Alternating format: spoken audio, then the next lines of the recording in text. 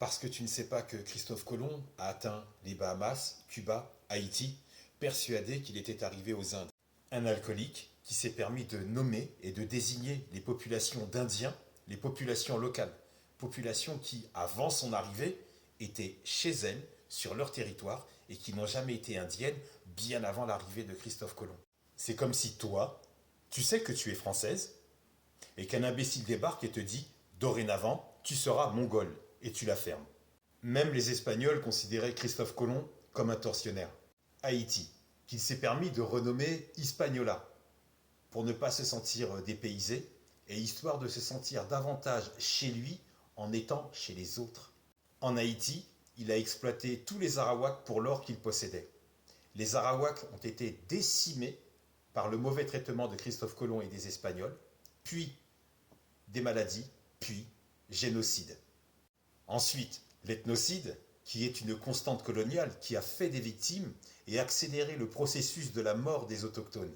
Donc à l'aube du 12 octobre 1492, Christophe Colomb et ses congénères ont pris possession de tous les territoires dans les Caraïbes, ont soumis par l'instruction qui n'est bien évidemment pas celle des populations locales, forcé les habitants à produire les richesses, forcer les habitants à être évangélisés pour travailler comme de bons chrétiens. On les oblige à aimer le Christ et de donner en retour 80% de leurs profits à l'Espagne. C'est donc entraîner un peuple à une déculturation et tu l'excuses et tu le justifies en écrivant « Stéphane Plaza est un peu maladroit ». Tu parles de maladresse pour justifier des actes de barbarie, des actes génocidaires dans les Caraïbes vis-à-vis d'un peuple. Stéphane Plaza a une équipe qui fait une relecture avant diffusion de l'émission. C'est passé crème. Donc, son équipe est autant impliquée et responsable que lui. Tu parles de buzz, mais tu montres à tous que tu ne connais pas l'existence de Christophe Colomb, alcoolique, mort à 50 ans de la maladie de la goutte. Tu écris d'un air scandalisé et tu joues la victime, comme si ce que vivent les Guadeloupéens n'a pas de valeur, comme si ce que ressentent les Guadeloupéens n'a pas de valeur. Pour toi, mais c'est toi qui es blessé.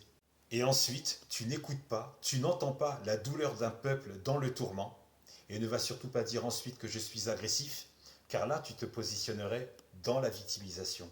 Ce commentaire, c'est de la victimisation. Christophe Colomb était un assassin infâme, coupable de torture, enlèvement, ethnocide et actes génocidaires. Et que la paix soit avec toi.